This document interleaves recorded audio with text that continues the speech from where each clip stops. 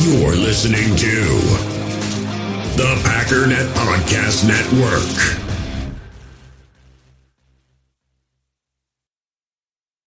You're a podcast listener, and this is a podcast ad. Reach great listeners like yourself with podcast advertising from Lips and Ads. Choose from hundreds of top podcasts offering host endorsements, or run a reproduced ad like this one across thousands of shows to reach your target audience with Lips and Ads. Go to lipsandads.com now. That's LIBSYN ads.com.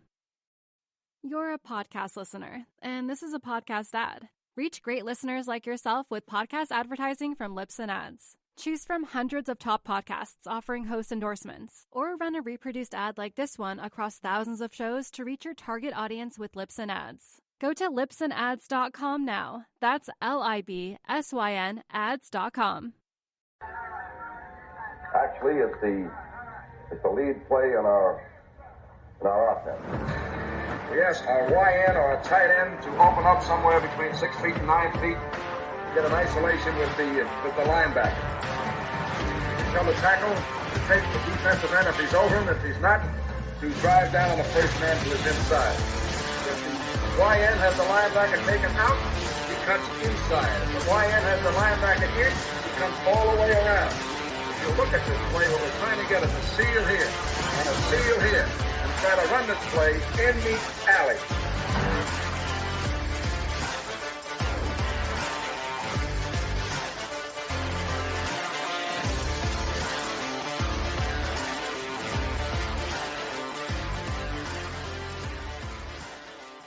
What's up, guys? Welcome into Packers Total Access. My name is Clayton. You can check us out on packernet.com. Find me on Twitter at Packers_access. Join alongside Tim live in Green Bay. We got Jacob on the Wisconsin-Minnesota border here to talk a little Packers this evening. Obviously, we had a press conference earlier today with the defensive coordinator, Jeff Hafley, as well as the offensive coordinator, Adam Stenovich. So we'll get into a little bit of what Coach Haf said. Really good comments there, and we'll kind of key in on the safety position this evening a little bit. Also, we got a question from our Patreon group asking about the linebackers in this new scheme, right, and kind of how they're going to fit. So we'll deep dive that just a touch, as well as kind of look at Quay Walker and Edgerrin Cooper, how they stack up physically with one another.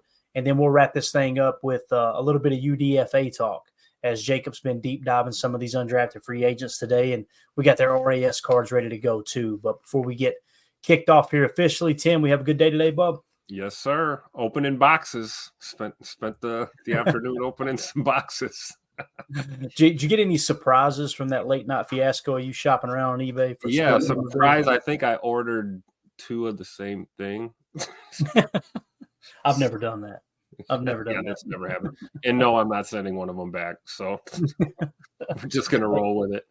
You never know, man, when you get too many daddy sodas in you and stain one up. You know what I'm saying? And go to the secondary. So my mailman had to back into my driveway today. We'll just put it that way. Had the dolly and everything, didn't he? That's what I'm talking about. Jacob, how you doing, bub?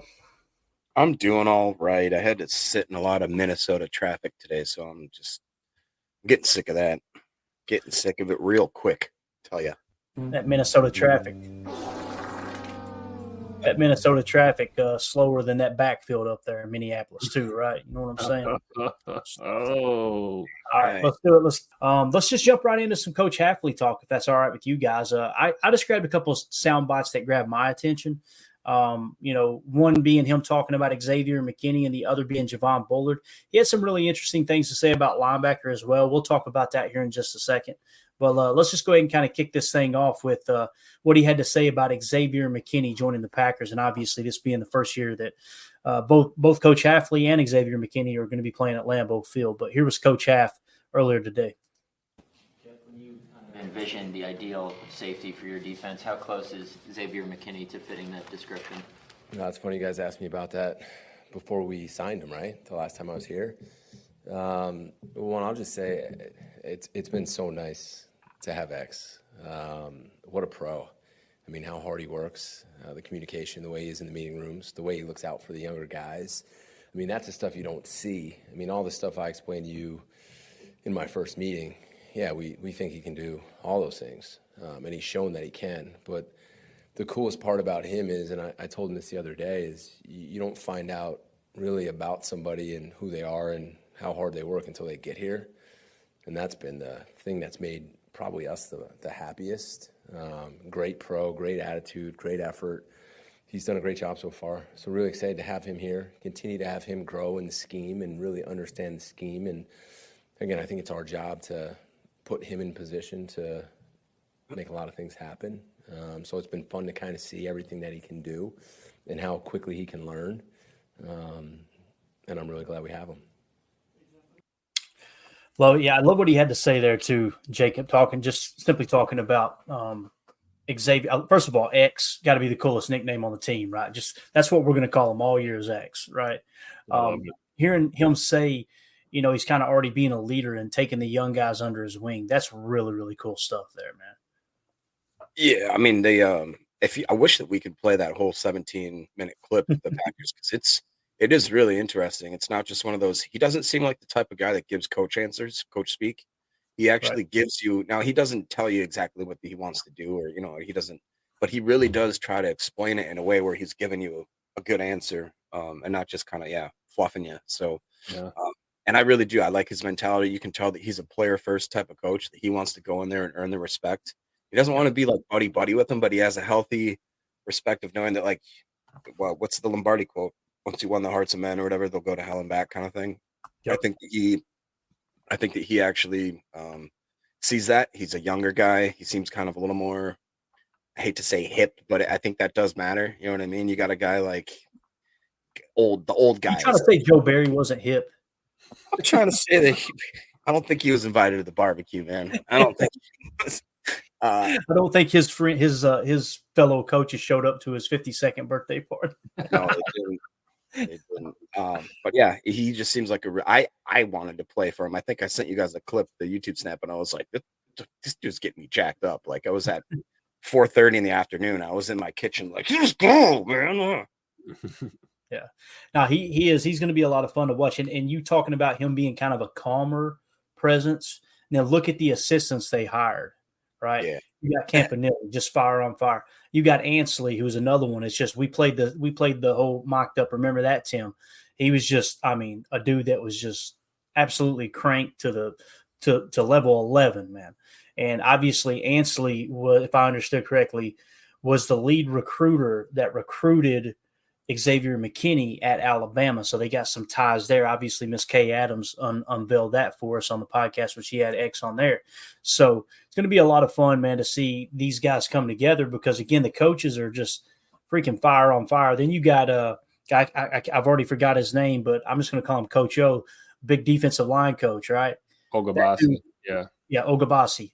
Dude, you imagine if anybody gets out of line, Hafley's just going to go, would you take care of it? Real quick. I like what Coach Half said today about that too. He kind of said that he wants a defense that's playing confident, playing aggressive, getting after the ball, and not a bunch of guys worried about making a mistake. And I think that's very telling because, it seemed like in the Barry system there were a lot of guys that were tentatively playing and they were concerned about making mistakes and grasping concepts. We broke that down in great detail when we talked about quarters concepts and if and then and things that guys needed to do. They weren't really playing with that confidence on defense like I think we're going to see with Hafley. And I think, like Jacob said, the fact that he's not the hard ass, he's not the enforcer guy. He's got enforcers. He's the guy that these players are going to come talk to on the defense. They got a DC who's probably got a door to the office that's always open.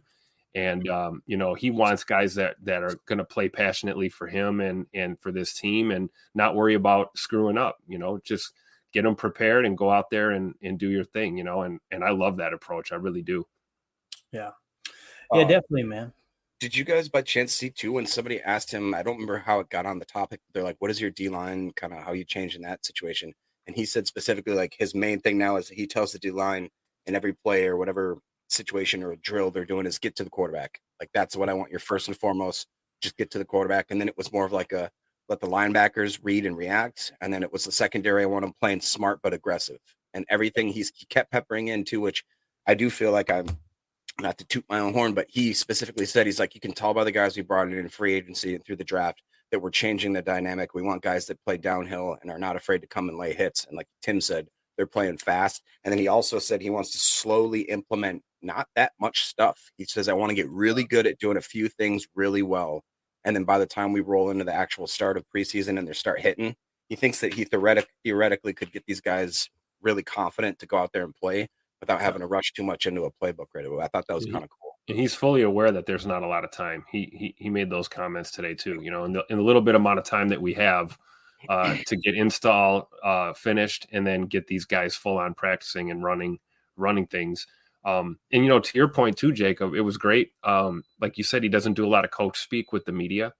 And I forgot who asked him, but one of the reporters asked him a pretty detailed question about utilizing, I think it was TJ Slayton they were talking about, being a 3-4 guy going to a 4-3.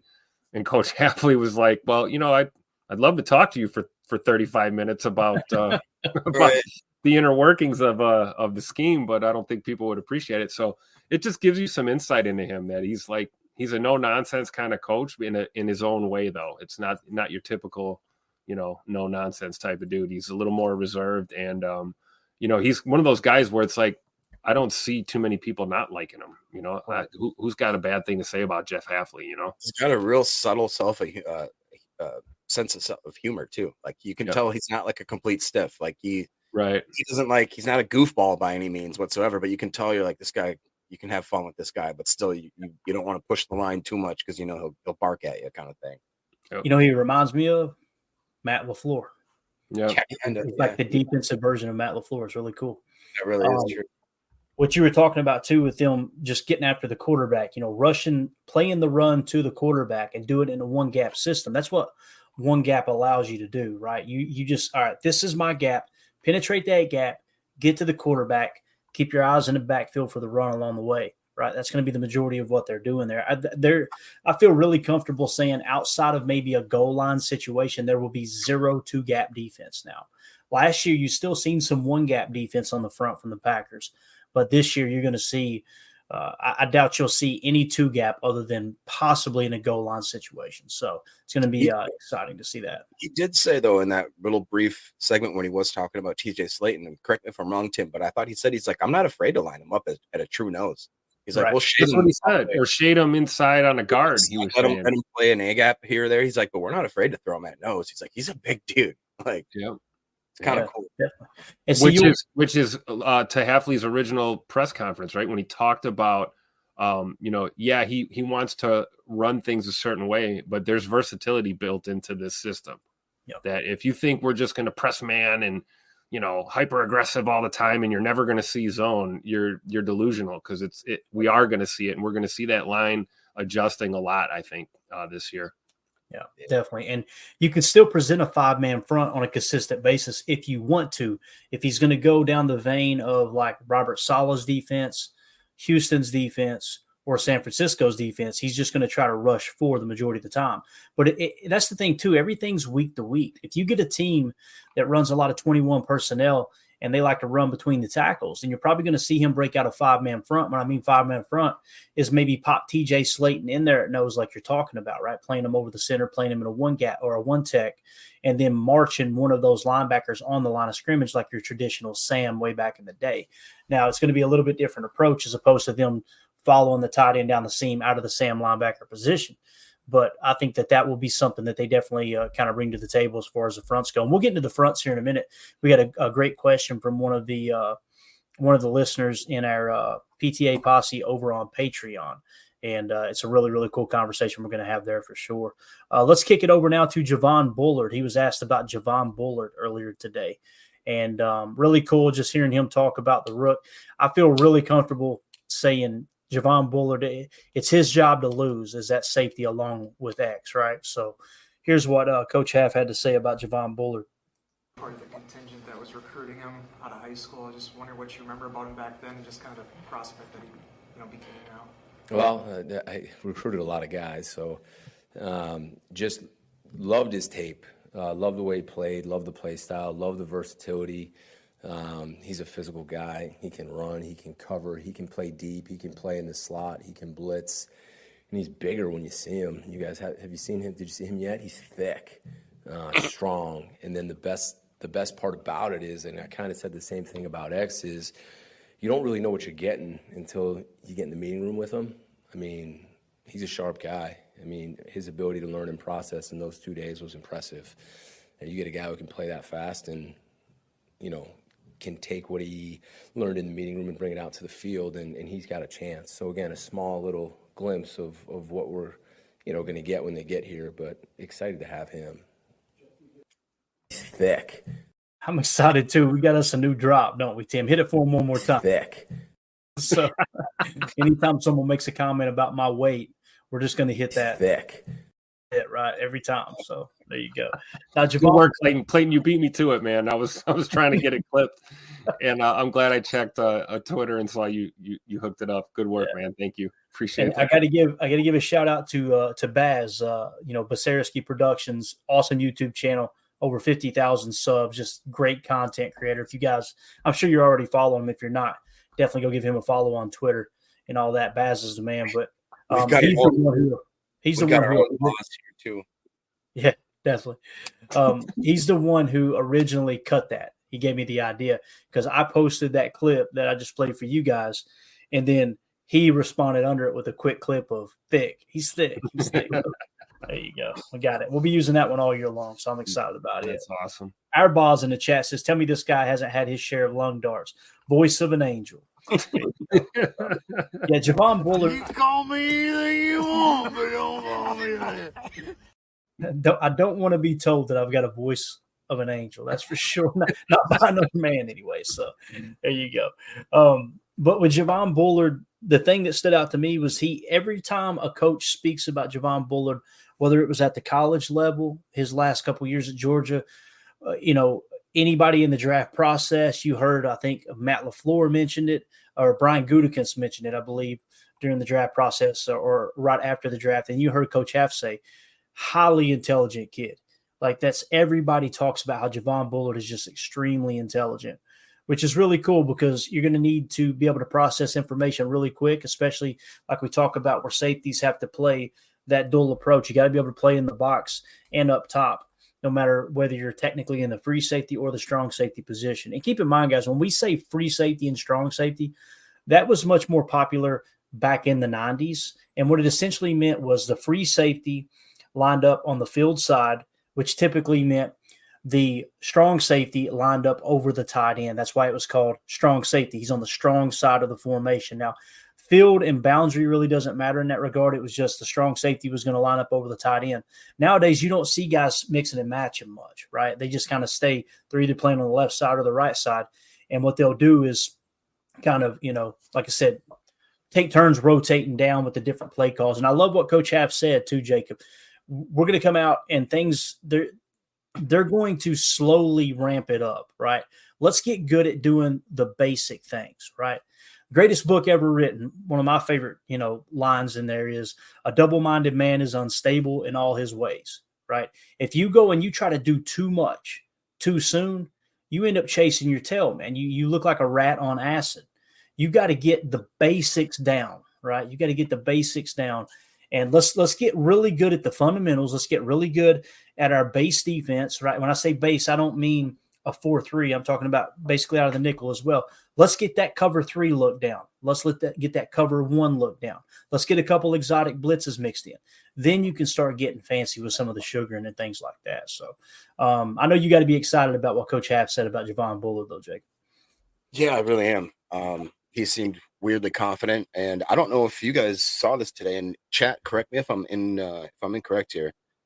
Easton Butler, who is a pretty trusty follow, he said the Packers are releasing DeAndre Johnson, cornerback Anthony Johnson, so safety cornerback Anthony Johnson, and waived an injured Thyrick Pitts. And if Pitts doesn't get claimed, he reverts to IR. So if that's the case, I think that's a very clear sign that they do feel very comfortable that Bullard's going to be projecting to be opposite of X there. And we know we got depth with Oladapo and with Evan Williams there. And so I think that Jeff Hafley realizes that he's got a pretty awesome team to just walk into and start playing with. And like you just said, he doesn't need to come in here and start reinventing the wheel and throwing in all these exotic crazy nitro blitz package. He just needs to get these guys to gel together, to understand how to play together. I think his biggest attribute that I'm noticing, he reiterates over and over and over. He wants the guys to play fast and to not overthink things. So that means that he's going to try to make things as simple for his people to go out there and just play. So he also talked a lot about attitude, the attitude of this team and the attitude of these players and their work ethic. He talked about guys, coming back next week. You won't come back in shape. Don't slack off. Come back ready to go. I think that's a testament to what type of defense we're going to have, because, if we have a defense full of guys that, have the attitude and preparation and dedication of like Rashawn Gary, for example, I mean, we are going to be a force to be reckoned with on the defensive side of the ball. And it's a lot to look forward to in 24 for sure. Definitely. And I see you highlighting those comments there, Jacob. Anthony Johnson, there was 2 Anthony Johnsons on the roster. That was a cornerback that was cut. So, Anthony Johnson Jr. was still on the roster. My boy, man, y'all leave Ann alone, man. Come on now. Yeah, I already lost my Jonathan Ford on the team, so we can't be losing Anthony Johnson Jr. All right, we got to stick with him. But yeah, it's going to be really cool to see Javon Bullard. We all have smartphones, and we all know they're pretty amazing, but they also can be amazingly distracting, especially when we're around other people. So US Cellular wants us to reset our relationship with our phones by putting down our phones for $5. That's right, a company that sells phones wants us to put down our phones. And to see what we find, learn more at uscellular.com/built for us. Passion, drive, and patience. The formula for winning championships is also what keeps your ride or die alive. eBay Motors has everything you need to maintain your vehicle and level it up to peak performance. Superchargers, roof racks, exhaust kits, LED headlights, and more. Whether you're into speed, power, or style, eBay Motors has you covered. With over 122 million parts for your number one ride or die, you'll always find exactly what you're looking for. And with eBay Guaranteed Fit, your part is guaranteed to fit your ride every time or your money back. Because with eBay Motors, you're burning rubber, not cash. With the parts you need at the prices you want, it's easy to make your car the MVP and bring home huge wins. Keep your ride or die alive at ebaymotors.com. Eligible items only, exclusions apply. In the hobby, it's not easy being a fan of ripping packs or repacks. We get all hyped up thinking we're going to get some high-value Jordan Love card, but with zero transparency on available cards and hit rates, it's all just a shot in the dark. Until now, introducing slab packs from arenaclub.com, the only repack that provides real value, a complete view on all possible cards, and clear hit rates for each one. Now when I buy slab packs on Arena Club, it finally feels like I know what I'm getting. And honestly, the best thing for me and my son is the fact that we're kind of novices into this. When I walk into a card shop with my son, and a card says it costs $40, kind of just taking his word for it that that's a good value. So I appreciate the transparency on grading, as well as just getting excited about seeing what you could potentially get. Right now, you can get 10% off your first purchase by going to arenaclub.com/packdaddy. Wow, that's crazy offer. 10% off a $400 slab pack. That's $40 right there. Anyways, that's arenaclub.com/packdaddy for 10% off your first purchase. You're a podcast listener, and this is a podcast ad. Reach great listeners like yourself with podcast advertising from Lips and Ads. Choose from hundreds of top podcasts offering host endorsements, or run a reproduced ad like this one across thousands of shows to reach your target audience with Lips and Ads. Go to lipsandads.com now. That's LIBSYN ads.com. Kind of earn his keep. The other thing, too, man, is the way he plays fast, he plays physical. Those type of guys rarely get hurt. It's the ones who are trying not to make a mistake. That's when you get hurt. You're trying not to be too physical. That's when you get hurt, right? You don't believe, everybody's been there. You've been young and stupid at some point in your life, right? Some people are probably still there. You know how it was, Tim. You get a few too many daddy sodas in you when you were young. You could fall off a cliff line and somehow survive it, right? Because you're not worried about it. But when you're bracing, right, when you're cautious, that's when things happen. Javon Bullard, I think he's one of those guys that's going to stay healthy, man. I'm telling you, when I watch his college tape, and again, I'm not afraid to put my neck out there. He reminds me of Nick Collins. That's who he reminds me of. Thick. Exactly. Thank you, Coach Haff. He's kind of built. Didn't you agree that Nick Collins was kind of thick with 2 C's? Like he wasn't a skinny dude, right? Extremely fast, but he wasn't skinny, right? That's why we see a lot of this. Like we talked about Tariq Carpenter and some of these guys where it's like safety, linebacker. It's like the body type is there to get in there and, bang heads in the box if you need to. But then you got the high athleticism, the speed, the hands, and the coverage grade. And it's like, I can understand how sometimes it's hard to find a spot for some of these guys. But, Javon Bullard is just so versatile, man. Like he could probably play 3 or 4 positions on that defense. So I'm just really, really hyped. Not as hype as Jacob. Jacob's been on the hype train. Jacob invented the Javon Bullard hype train. So I'm almost as excited as Jacob for sure. Absolutely. Prince in the chat said that's how the Roadrunner survived all those falls. He was out there on the sauce. That's what it was, right? So, yeah. Let's see here. All right. He's not versatile. He's thick. Yeah, I like that. He's not versatile. He's thick. Chat's already out of control. Let's go to the chat real quick. We got a few of these marked from earlier. Let's just rattle through them real quick. Good stuff here. Greg says, will the Packers be any better this year at picking up a first down on 3rd and 1 or 4th and 1 than they were last year? I don't know what the statistics show of how effective they were on 3rd or 4th and short. But I think they probably will be a little bit better because you're trying to fix that right guard position, right? You've got multiple candidates to possibly take over that right guard position. And again, that's one of the crucial, factors when it comes to picking up those short down yardage situations there is at the right guard position for sure. You got Josh Jacobs too. He's a little bit more of a battering ram than we're used to seeing. And he's so patient the way he picks his spots. Like Aaron Jones was get to the hole quick, make somebody miss and get upfield. Yep. When you watch Josh Jacobs, it's just a little skip step, wait, patience, let the defense over pursue, hit the hole, right? Yep. M. Smitty in the chat says, evening PTA posse, liked a lot of what Hafley had to say today, in particular about the size and capabilities of our linebacker room. We're going to hit that here in a second. I love what he said to the media member too. The media was like we talked about there, I think offline, or maybe we already mentioned it here on the show. I'll mention it again. They were like, are you worried about stopping the run with these 4-3 linebackers? And he's like, these are big linebackers. Like, what are we talking about? Like, Edgerrin Cooper, thick. Yeah, they're all thick. So it's funny every time the media thinks they've got one up on the coaches, they just swat them away. It's always the same people too. So anyway, Tim, a good drop when you see one because you can use it almost anywhere in the pod. It's gonna get abused. No, you guys gave me the keys. I'm sorry. I don't make the rules. I just break them. Dick in the chat says, I finally got off work at Home Depot in time to listen live. That's what. Please tell me you really work at Home Depot, Dick. Please Dude, tell me. Wait, what? For real? I don't think that's true. I hope it is. I hope it's true. Let's just enjoy that for a discount. Just for a second. Man, I'm telling you, dude. I wish Mady and I would have had our first dance to the song. I gotta be careful. I can't listen to this in traffic or I'll get too jacked up and just start speeding ticket. rambling into people. This is what the state patrol listens to when they're chasing you. When they're about to do a foot move, just turn it on. We were talking about Xavier being called X. We're going to Prince in the chat says we're going to call Oladapo HD. For Home Depot.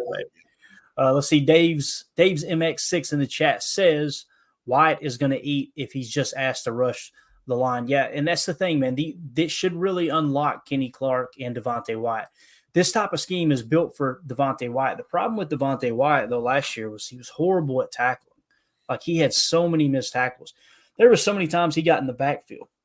And I remember sitting here and throwing my ink pen down while I was charting the game. Like, he's got all the tools to make the guy in front of him whiff.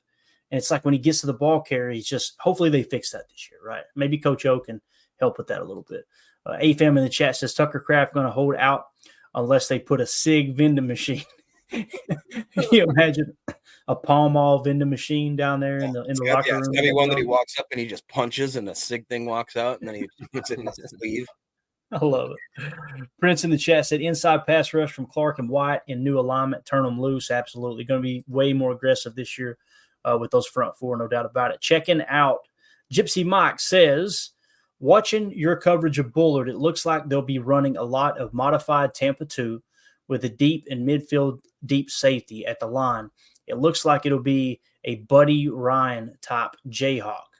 It's an interesting take. I could see them mixing in some Tampa 2.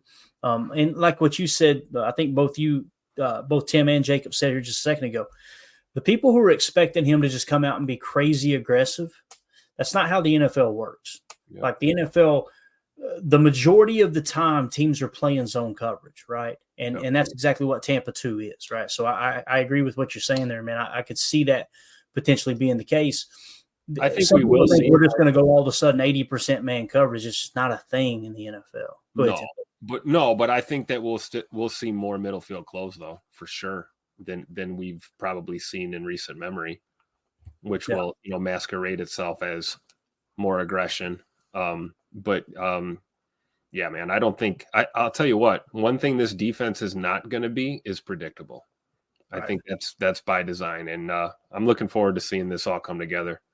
Yeah. John in the chat said Greenlaw and Fred Warner are both 229 pounds. No one talks about them being small. Coop is 230. Quay is 240. It's plenty of size. Like I said, both of those guys are fit perfect they both can play Mike. What we notice with the Jets, and I think it's Quincy Williams, I believe it is, Quentin Williams' brother that played really good Will backer for the Jets this year. And what we're expecting or projecting to be a similar scheme. He was much smaller than that, right? So it's all about being fast and getting to the ball and bringing the ball carrier down. That's the thing. You can have a 250-pound linebacker, but if he sucks at tackling the ball carrier, it doesn't matter, right? Yep. Prince in the chat said Hopper 230 pounds as well. I think McDuffie is 227. Yeah, so there you go. Since we were kind of talking about the linebacker, let's go ahead and get to our question from the PTA posse here. Ron Sandville over in our Patreon group. And if you guys are interested in joining our Patreon group, let me go ahead and promote this before I forget. We're going to be giving away this Thursday night on the schedule release show. We're going to be giving away an autographed football. Okay, it's autographed by the Golden Boy, Paul Hornung, Hall of Fame running back from the Vince Lombardi era, former Heisman Trophy winner at the great Notre Dame. At the time, I think they won 3 games, so they weren't so great back then, but that's all right. But again, Paul Hornung, obviously first ballot Hall of Famer, one of the best to ever do it in Green Bay. Football autographed by him, donated by Jacob's dad. That's right, Jacob. Is that correct? Yeah, I mean, I bought it for him like 3 years ago, and then now he just said, I'm not going to do anything with it. I was like, love you too, Dad. Glad you enjoyed it. So we're going to be giving that away. We got some other giveaways coming up too. And the reason I mention that with Patreon, what we do is anyone who is a member of one of the 3 tiers on our Patreon group, we like to just kind of give back for you guys supporting the stream. So we're going to put everybody's name on that wheel this Thursday night, and we're going to spin it live on the air and give away that autographed Paul Hornung football. So make sure that if you're interested in that, you're a Patreon member by midnight tomorrow to give us time, or midnight Wednesday night to give us time to put everybody on that wheel. So again, it's just a way for us to give back. We appreciate y'all supporting us. But this comes in from Ron Sandville in the Patreon group. Another cool thing about being in the Patreon group is we have awesome conversations like this in there. I'll ask poll questions. We'll implement that on the show. And this is just kind of a more direct line to us as hosts there in Patreon. Really cool. So Ron Sandville says, Clayton, I have a question on the Mike linebacker responsibilities and play style differences between last year and what's expected this year. Would Quay benefit this year and be able to improve his play if he does end up the Mike? So I think the best way to explain this, and I kind of shared this in the Patreon group earlier, this is the description of the Robert Saleh version of the Pete Carroll defense, okay? And this kind of explains all the responsibilities all the way across the board in this defense. All right, so first of all, let's talk about the 3 alignments. 4-3 over, okay? It's a standard look with 3 linebackers behind a 4-man front that is shifted into the strong side gaps of the offensive line. So when you play 4-3 over, it means your 4 defensive linemen are shaded to the tight end side, the strong side, okay? Meaning it's over the strong side. The 4-3 under is a pass rushing front that brings the strong side Sam, right? Sam linebacker up to the line of scrimmage on the shoulder of the tight end alongside a defensive end. That's what we were just talking about with maybe some exotic 5-man front looks. You'll be bringing the Sam up there if you're in your base 4-3 defense. We all know we're going to be a nickel, probably nickel 4-2-5, probably 75 to 80% of the time. But in the 4-3 under, they are shaded under, right, to the weak side. So you bring the Sam up to the line of scrimmage typically, and you've got the defensive line shaded to the weak side. Therefore, they are under the strong side, okay? 4-3 bear is a run-heavy formation, kind of one of those exotic looks that sometimes calls up 2 linebackers into the edge of the defensive front, bringing up the strong safety alongside the remaining linebacker. When your safety's kind of playing in the box like that with a 4-3 bear look, that's what we refer to as a spur safety. That's more of a college term, but that's what we're talking about when a safety is playing spur, okay? Now, more specifically here, the positional breakdowns follow these guidelines. So this is what Rom is asking. The mock linebacker, middle linebacker / captain of the unit, and gap destroyer against the run key. Read defender, both pre-snap and at the heart of zone coverages. So your mock is kind of the brains of the operation, and he's got to be able to destroy gaps. And what did we see with the Edgerrin Cooper tape, right? How many times was he right there in that A and B gap, that start, stop, shoot, right? He was constantly destroying gaps there in the inside running game. That's what she said. Michael. That's absolutely horrible, Tim. It's so bad. Oh, my God. Sam Backer is – go ahead. I'm sorry. No, nothing. All right, I'll try to keep this on the rails. The Sam Backer is a strong side linebacker that usually matches up with the tight end in the passing game or the, quote, deep hook zone, a signed gap defender against a run that may also blitz on occasion. What you're hearing, both Edgerrin Cooper and Quay could play Sam, right? You're also hearing they could both probably play Mike. There may be times they mix and match in that regard, but again, they're going to try to keep things simple, like Coach Haff was saying coming out of the gate. The Will Backer, the most athletic player in this group, is generally the weak side linebacker, known for his elite open field tackling on cutbacks and his zone coverage ability in the flats. Who matched A.J. Hawk's rookie tackle record in Green Bay? It was Quay Walker. Which one is the more athletic linebacker? I'm glad you asked. Let's go to the RAS card. So if you look at the RAS card here, Quay Walker scored a 9.63 when he was coming out in the draft. Okay. Edgerrin Cooper scored a 9.12. Now, they're a little bit different here, okay? So you got Edgerrin Cooper coming in at 6'2", 230, okay? Obviously a little lighter there. Quay Walker is 6'3", 240.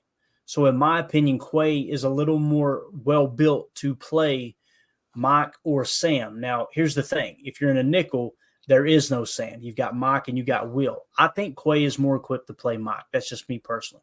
All the signs point to Quay being the Mike. He's got more size. He's a little more of a gap destroyer, I think, from a sense of his quickness. Obviously, the 40-yard dash, 4.52. 20-yard split was 2.64. The 10-yard split was a 1.59. Just excellent quickness there. His 3-cone, 6.89, got that great start-stop ability as well. Got plenty of burst there with the broad jump too. Now, the vertical was only 32 inches, but again, once you get to the NFL and these strength and conditioning coaches get a hold of you, things change really, really quickly. So with Edgerrin Cooper, what sticks out with him? Definitely the 40-yard dash with the 4.51, the 20-yard split, 2.64, the 10-yard split, 1.56. So if it were me just going off of these RAS composite grades, I would rather see Quay Walker at the Mike and Edgerrin Cooper at the Will. That's just me personally. Now, when McDuffie is in, though, don't be surprised if he's kind of in the Mike spot, even though he's not wearing the green dot, because all the depth charts are projecting McDuffie to be more of a Mike than a Sam or a Will. So when you're in the 4-3 base, what we might see is McDuffie in the middle, or who knows, Tyron Hopper. That could potentially be the case too. And then have Quay Walker and Edgerrin Cooper playing the Will and the Sam. That's really exciting, because when you talk about the more athletic player here, it just depends on what your preference is, right? Because with Quay, he's pretty much got more athleticism across the board than Edgerrin Cooper, other than that 40-yard dash, right? That's the only thing. And what is it, 100th of a second? So not that big of a difference, obviously. So that's kind of how I see that. How do you guys see that shaping up? Who do you think will be the Mike? Who do you think will be the Will when it comes to Quay and Edgerrin Cooper, just specifically in the nickel defense? Jacob, I'll take it. I'm still of the belief that it's going to be Quay until proven otherwise. It's kind of like they were saying with Jordan Morgan, like, hey, we're gonna try him at left tackle. It's like, okay, well, I think they're gonna try Quay at the Mike, and then as things progress, if other people emerge that can play that spot, obviously, I agree with you, Clayton. I like the scenario with Coop and Quay playing on the Mike and Will, or playing the Sam and the Will, and then maybe it's Zay McDuffie, maybe it is Tyron Hopper, maybe it's someone who's not even on this roster right now. But if we find a bona fide Mike linebacker in this scheme, in this defense, and we got Quay and Cooper on the outside, man, I think that's going to be our best foot forward. I really do. Yeah. And that's the thing that we're going to be looking for right out of the gate, Jacob, when they get into camp and things start get a little more serious. When you get to the second or third phase, the second or third install before training camp, you're probably going to hear some of the media members talk about, so-and-so was lined up at Mike, so-and-so was lined up at Will. Hopefully they'll give us that information, because that's the important stuff. We haven't talked about Eric Wilson either. I kind of see him as, like, am I wrong? Is he could play the Mike? He was the highest graded linebacker last year, man. I was going to say, Tim, the one thing that Hafley, he did two things that made me take notice, kind of how he's explaining it. He mentioned that the guys that had been there, the Quay, McDuffie, and Wilson, he specifically said, like, these guys have made strides, they've made steps. I like what they've done. I've seen what they can do. And I really do think there is something around the fact that he likes Quay on the edge. He made a specific, he's like, Quay's a great blitzer off the edge. Like, maybe we can find ways to put him in that position thing. That screams Will right there. I was going to say either that, or, like, I would honestly I could see McDuffie being a sneaky defender, or a sneaky guy that could slip into that Mike spot, because he's very football savvy. I think he's football smart. People forget he played at Boston College. Maybe there's some connection there at some point, or at least coaches that have coached him know that he can do this or that. And then you have some depth behind him with Wilson and Hopper. Exactly. And you could have our two, like, that's, to me, either Sam or Will kind of seem exchangeable then between Cooper and Quay, because they are just athletic freaks, and it would be amazing to watch. So it's kind of like O-line, right? Best five we want to put out there. It's like, well, you want your best three. And Hopper, we're sleeping on Hopper. He was apparently taking majority Mike snaps. It's the rookie, tryout, but whatever. I really do think, and M. Smitty too. He did highlight the fact that he liked how Quay can blitz from the interior as well and doing stunts. So I think we might have a chess match on our hand. And I don't think it's just coach speak that they're going to try guys here and there. And it's not like this is day 1 and 2 of a rookie minicamp. Like, we have a lot of time where they're going to start plugging and playing different positions and seeing where the best fit is. And by the start of the year, I think we're going to have a really solid core with some good depth, like Tim said. Definitely. AFM in the chat says Jacob Beard had a similar injury to Greenlaw sprinting to the hotel buffet line. No, I stretch out for the buffet, bro. Come on. It's thick. So appreciate that, AFM. Thank you for teeing that up, buddy. Let's see. Matthew Clark in the chat says, good evening, Clayton. Best wishes from England. There we go, across the pond. He said, he said, oh, God. He said, do you think Bullard will start as safety or be a nickel corner competition for Nixon? It's a great question. I think the answer to that lies in how quickly does Oladapo and or Evan Williams pick up the defense. If they feel comfortable that they can play them at strong safety while kicking Javon Bullard to the slot, then I'm cool with it right now.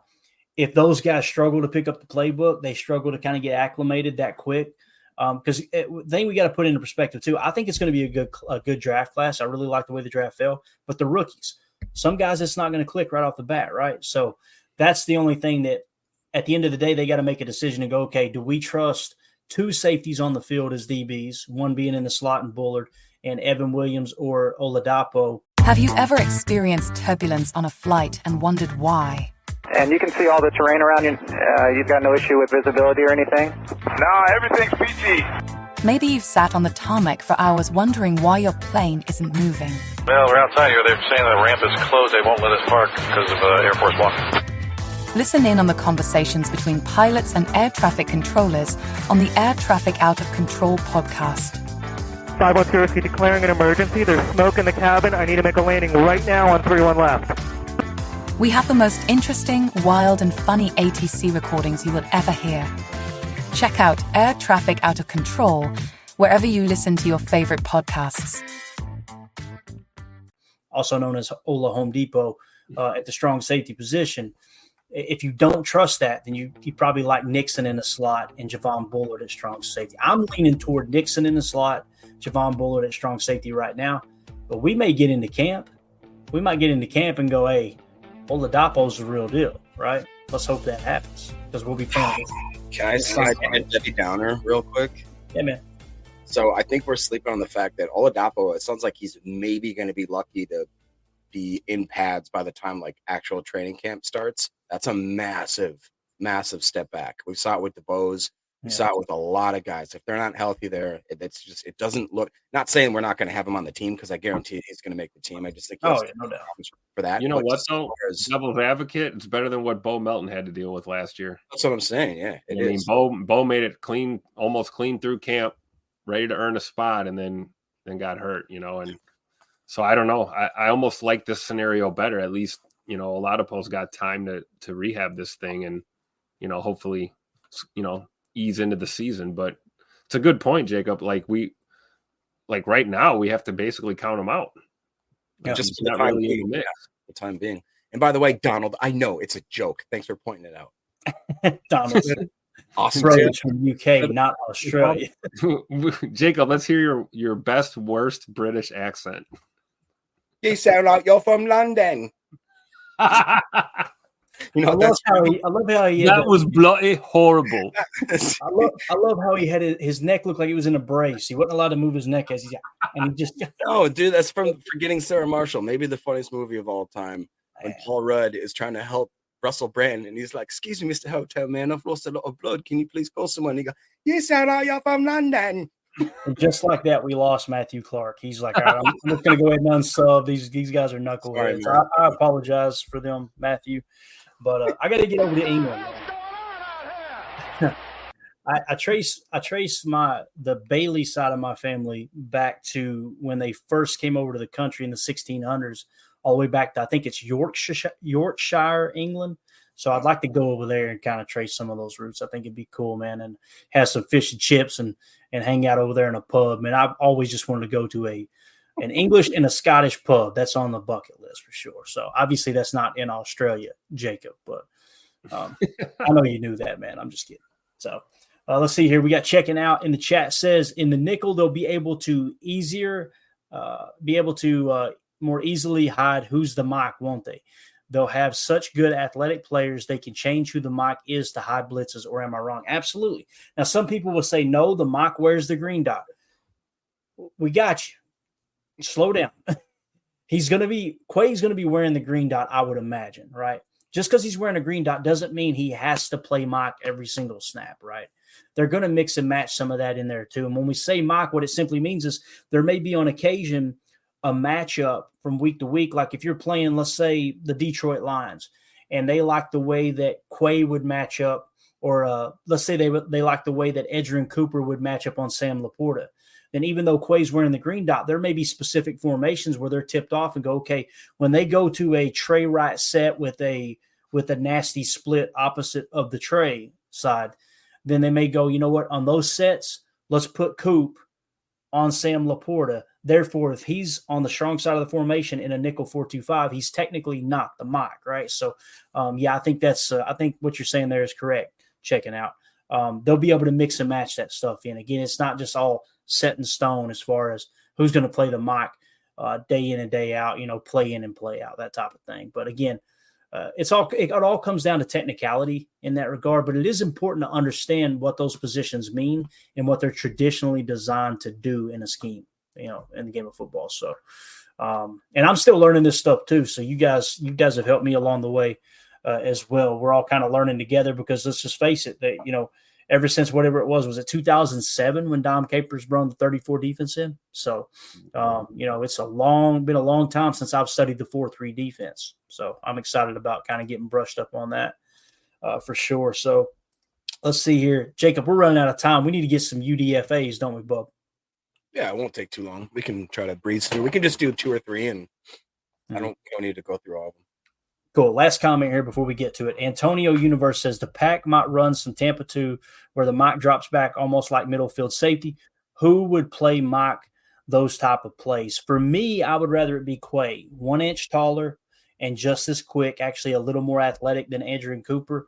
And again, when we watch the tape, not one time did I see Andrew. I'm sure he did, but we got the positive play cut up. I didn't see him playing Tampa 2 down the seam. We've seen Quay drop deep, right? So I think I would rather that responsibility go to Quay as it is right now. So, all right, let's get to it. The UDFAs. Appreciate everybody in the chat, man. That was a fun conversation. And thank you to Ron Sample over there in the Patreon group. Appreciate you asking that question earlier today, man. That's good content. So, Jacob, let's jump right into it, man. I think you sent me 4 or 5. You sent me 5 cards, right? RAS cards. So let's just go right down the line. Who you want to talk about first, man? Yeah, let's breeze through this real quick, and it should be more than enough time. We should be good here. Just I want to highlight this is a conglomeration of info from PFF, from NFL Draft Buzz, from an athletic article, and just random like Spot Track and stuff like that. I want to highlight real quick that the Green Bay Packers have kept an undrafted rookie on their initial 53-man roster every season since 2005, which it doesn't feel like that's, when I started looking into the UDFAs, I'm like, it's kind of a boring segment, but it's really not, because it accounts for a solid member of our team every year. Last season, it was outside linebacker Brenton Cox Jr. You guys know that I'm a fan of Mr. Jr. And also Malik Heath, who may be my favorite UDFA that I've ever seen in my life. I just love his attitude. I still think that is a dog that could be in the making, that could make this team at some point and really be. We forget some of the possessional receptions he had last year. There was a touchdown where he grabbed one and really was strong with the ball. So anyways, it's fun to see who's going to make that list. My first guy I want to highlight is not a flashy one whatsoever, but the realistic thing is he could make the team, and that's Peter Bowden. That's a long snapper out of Wisconsin. Basically, the article says long snappers should remain anonymous. That being said, now last year and the year before, we have too much information as to who our special teams guys are, because we've been screwing up a little bit here, right? It goes on to say that he was handling all the kicking, all the snaps for all the kicks in Wisconsin in 2022 and 2023. He was a finalist last year for the Patrick Manley Award, which is given to the best long snapper in college.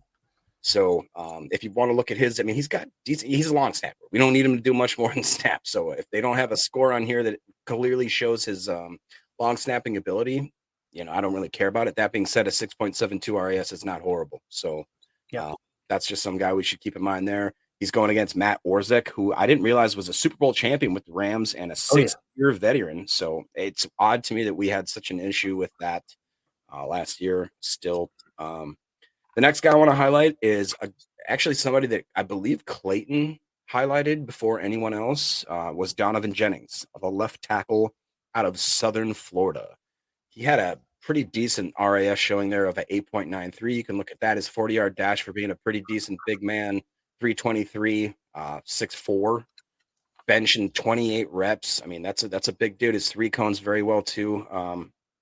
He's now 24. He started 45 games at left tackle for the Bulls over 6 seasons. He started all 10 games he played at left tackle last season.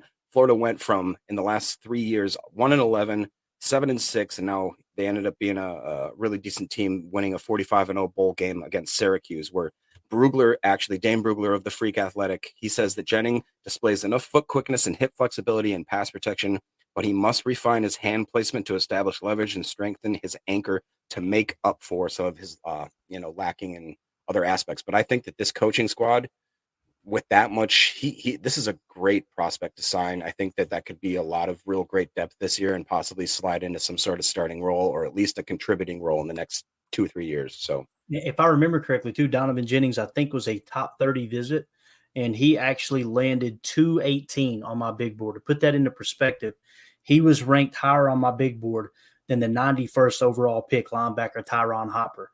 Now, I'm not saying Tyron Hopper isn't worthy of the 91st pick. I'm simply saying we had a higher grade on Donovan Jennings than him.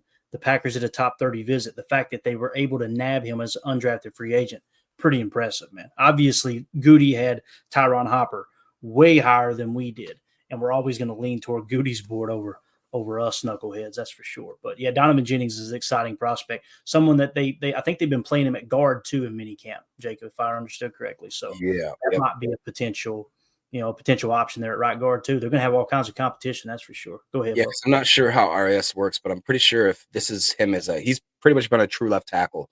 So if he were to kick into guard, I'd have to imagine his RAS climbs up even a little bit more. Through the roof. Yeah. And then real quick, this is one I wanted to get to. So checking out Gypsy Mike here said Hicks. I believe it's Judge. Is it Julian Hicks? Yeah, Julian Hicks. Julian Hicks, Albany. Yeah. So I couldn't find enough stuff on him, and I didn't want to force it. So I just said I'll check him out at a different time. But when I've read too, he's kind of like he's a dog for sure. So I'm excited to see him. We could pull up his RAS. If you guys actually in the chat want to do that while we're talking over the next one. And this is my favorite. You guys, no surprise. His name is Raylan Goforth. He's a linebacker from Washington. He's got his go forth and smack somebody in the mouth, sir. Right. His RAS score is a 7.81. His beard and looks scale is a 10 flat. I'm telling you. Goforth played for USC and Washington, starting 17 games for the former and playing 15 contests for the latter, and wrote to a national title game appearance last season. He registered 4 tackles for loss, 2 passes defense, a fumble recovery for the Huskies. The odds are stacked against Goforth to make the 53. He must outperform 4 linebackers returning from last season's 53, being obviously Quay Walker, McDuffie Wilson, and Christian Welch, who's kind of been under the under the radar there, as well as rookie 2 Adrian Cooper and Tyron Hopper, as we just talked about. I think it's intriguing. The guy's flashes some ability. I don't know. It's not realistic that he may make the team, but if he does, it's going to be definitely in a special teams type role, or as they call it, we fence, which I still hate. As much as I love everything they do, I hate we fence so much. We got Hicks RAS real quick. 9.18. I'm sold. Hey, and me and Emilio watched some of his tape before he left when he was up here for the draft. Had some really good stuff on film, man. He's a physical receiver, if I remember correct, right? Real physical dude. Yep. Possession. And we were cracking up because every play was just him going deep and them chucking it up to him. It was just like, he's the best player on the field for us. Smaller school, obviously. Just go to the end zone. I'll throw it up to you. You go up and grab it. So. One real quick, and then this will be about perfect. Messiah Swenson, tight end out of Arizona State. There was another guy out of Arizona State, I believe. Maybe it was Arizona. It was Tanner McLaughlin. So Arizona State, however, this guy he's basically Mercedes Lewis reincarnate. I shouldn't say that because Mercedes Lewis was a little bit more of an athlete. This guy's 6'8", massive. He's 260 pounds. He's not very good at anything, but he can block just because of the pure amount of physical just beef that he retains. I would see him maybe being a tight end 4, and just to do like that, that true inline tight end that really doesn't do much but block and maybe will cheat out every now and then in a blue moon. Rise the offense and the fact that he can run. Oh my God. I don't think that he's going to actually be on this team, but if he did, that's the comp that they gave him was Mercedes Lewis. He's definitely. Wait a minute. What was Big Dog's RAS? It had to be higher than a 1.5. I'm sure it was actually like quite good because he moved pretty gracefully for being a big man. I don't want to. Maybe they just like this guy because he's thick. Tim. The other guy, real quick, and then we can finish this up, was Trent Jones, and I don't know if it's Trent or Trenty because I've never seen the spelling like that. I don't know. Hey, just quickly, I'm sorry, Jacob. Big Dog Mercedes Lewis's RAS was at 8.32. Okay, wow. Okay. All right, never mind. They literally just compared him because he's 6'8". Yeah, Big Dog was around that. That's why.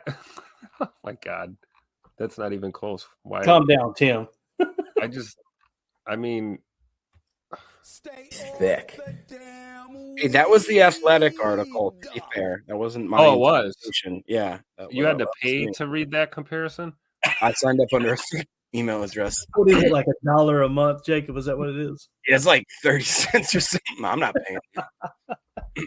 Get a nickel for me. Yeah, I did a free trial. So either way, Trent Tay or Trent Jones here, I like this potential maybe more than a lot of them. Anybody that played for the national title, anybody that played on Jim Harbaugh's offense, anybody that played with that offensive line, I think he's worth a shot. He was a little bit up and down in his career. He kind of didn't get a lot of chance to play because they were just everybody else is so good, and he had some struggles here and there. I really do think that he has potential, and especially as a UDFA, like why not take him in and see if we can sneak him into the practice squad at least If not, maybe keep him for some back end talent. To get to the point of it all, an NFL draft buzz, which I really do like, I think a lot more than a lot of these sites, because they seem to go way deeper and dive a little deeper into these prospects. Because I found most of this information from them, nothing from PFF basically. So it says the last summary is overall Trent Jones' draft profile is that of a prospect with decent upside, but a developmental prospect. Teams looking for a versatile lineman who can grow into a more prominent role may find value in his adaptable skill set. So I think that screams exactly what we need from that position as well. Definitely. Hey, we got a herd of people in here. If you guys would hit that like button for us, that'll help boost the algorithm, help other Packer fans find this channel, find this content. We really appreciate y'all hanging out with us this evening.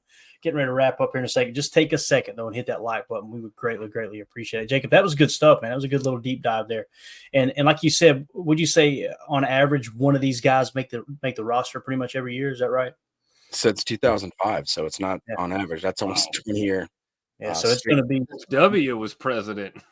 That's a fool me once, shame on dude. Fool me once, you can't fool me again. Right. So, all right. Guys, we did good. 57-minute mark. Congratulations. You guys did great. That was a lot of fun. We're going to get to a fifth-year option kind of breakdown, talking about all the fifth-year options across the league and kind of see who met the criteria to get that option bonus and who didn't. Obviously, we chose as the Packers to decline Eric Stokes's. So we may get to that tomorrow along with some other good stuff. I think tomorrow, too, is Tuesday. So we are going to do Marshawn Lloyd Chalk Talk tomorrow. All right. Yes. It is going to be a lot of fun. I'm not going to be able to make it tomorrow night. So for real? It would have to be one of those weird car things for like 10 minutes. But. Gotcha. What about Wednesday? Can you make it Wednesday? I believe I will be able to make it Wednesday. Okay. Tim, are you okay if we hold Marshawn Lloyd Chalk Talk till Wednesday? Absolutely. Cool. Absolutely.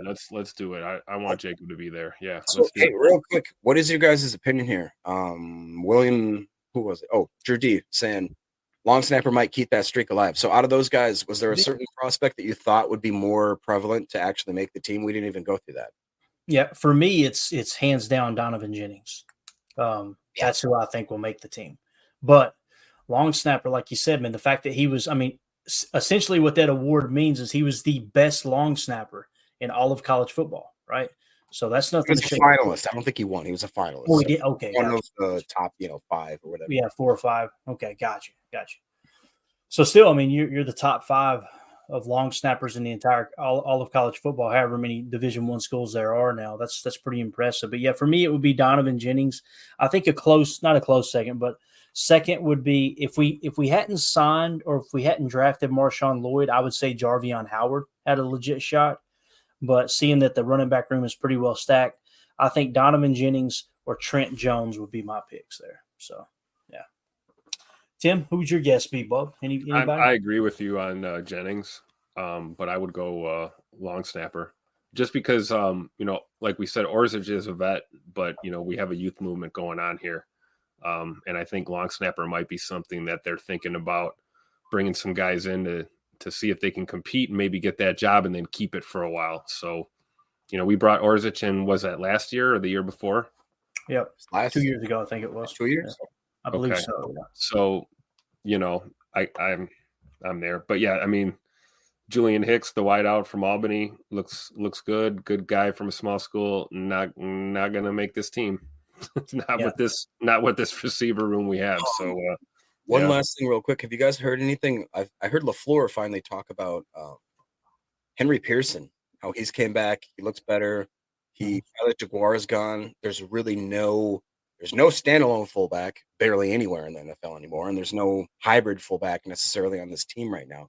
Do you see him sneaking in there some way or maybe taking? Are the Niners the only team that has a true fullback? That's what I was thinking. Maybe did the Ravens have an actual true fullback still? What it comes down to for me is, I don't like the idea of keeping 4 tight ends and a fullback.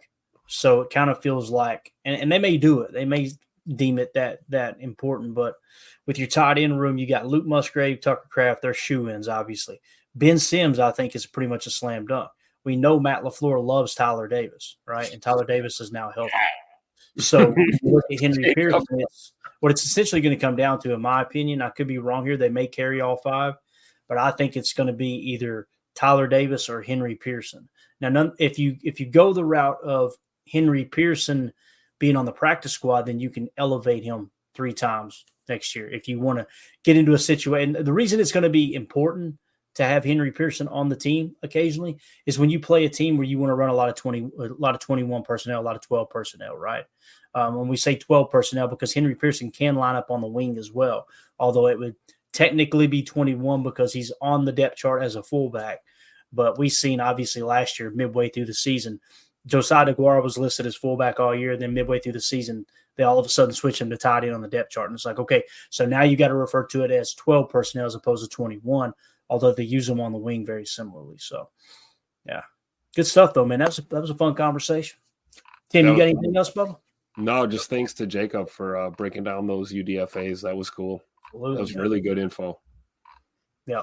And checking out in the chat says, as other teams cut some O-line and D-line players, I won't be surprised if we get some more bodies in for preseason as we see what needs improvement. The other thing we can't rule out, too, is Goody always seems to fall in love with a player that gets cut from another team on those final cut downs, right?